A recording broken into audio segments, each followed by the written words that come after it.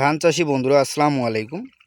বন্ধুরা আজকে আমরা জানবো আপনারা বোরো ধান লাগানোর পর বোরো ধানের কুশি বৃদ্ধি করবেন কিভাবে এবং কতগুলো কুশি বৃদ্ধি করতে পারবেন। তো বন্ধুরা আমরা কিন্তু ধান লাগানোর 10 থেকে 15 দিনের মধ্যে প্রথম কিস্তিতে সার দিয়ে দেই। তো এই প্রথম কিস্তিতে সার দেওয়ার পর আপনারা কিন্তু জমিতে যে পরিচর্যাটা করবেন এতেই কিন্তু আপনার জমির কুশিগুলো বৃদ্ধি পাবে এবং এই কুশি থেকে আপনাকে কিন্তু পরবর্তীতে আপনারা ফলন পাবেন।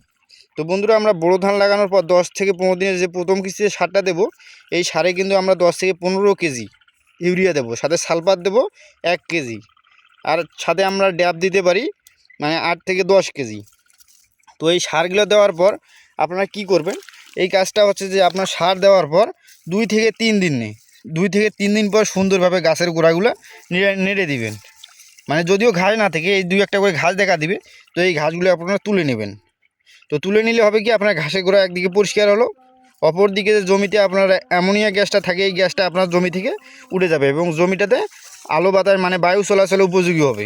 এতে করে আপনার জমিটা যখন বায়ু চলাচল উপযোগী হচ্ছে এবং অপরদিকে আপনার সারটা জমিতে পড়ে থাকা সারগুলো, অনেক সার ড্যাপ সারটা অনেক সময় গলে না, তো এই সারগুলো কী হবে আপনার গলে যাবে। তো গলে যাওয়ার কারণে কী হবে মানে দ্রুত আপনার গাছের গোড়া লাগবে এবং এতে করে হবে কি আপনার গাছগুলো সবুজ হতে শুরু করবে।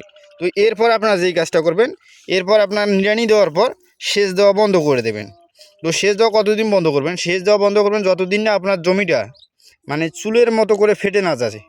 মানে জমিটা যখন আপনারা দেখবেন যে ফেটে যাচ্ছে, মানে চুলের মতো ফেটে যাচ্ছে, তখন কিন্তু আপনারা মানে সেচ দিয়ে দিবেন।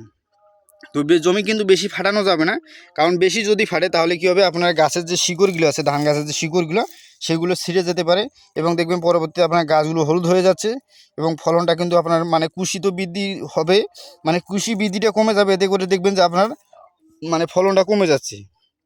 তো জমি কিন্তু বেশি ফাটানো যাবে না, দেখবেন যে চুলের মতো করে ফাটছে, তো এতেই আপনার সেচ দিয়ে দেবেন। এতে সেচ দিলে হবে কি পরবর্তীতে যে মাটিটা ফাটা ছিল তো সেটা আপনার পূরণ হয়ে যাবে এবং আপনার গাছের যে রসের যে ঘাটতিটা দেয় ওই মুহূর্তে আসছিল সেটা আপনার পূরণ হয়ে যাবে। তো এইভাবে সেচ দেওয়ার পর পরবর্তীতে আবার কয়েকদিন পর আবার একটা শুকান দিয়ে দিবেন। এতে হবে আবার আপনার গাছের গোড়াগুলো শক্ত হবে, মজবুত হবে এবং কুশিগুলো আরও লম্বা হতে শুরু করবে। তো অনেকে বলে কুশি বৃদ্ধি হলে কি নাকি ফলন কম হয়, তো অবশ্যই আপনাকে কুশি কিন্তু বৃদ্ধি করতে হবে।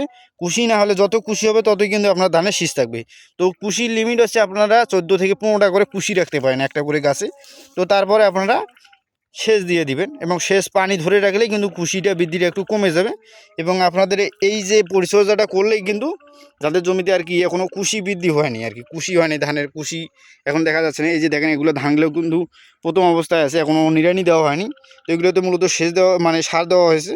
তো আপনার সার মানে যখন আপনারা এই প্রথম নিড়ানিটা এবং সারটা দেবেন, তো অবশ্যই আপনার জমিতে যাতে 1 থেকে 2 ইঞ্চি পানি থাকে, তো এই পানিতে সার দেওয়ার পর 2 থেকে 3 দিন পর আপনার নিড়ানিটা দিয়ে দিবেন।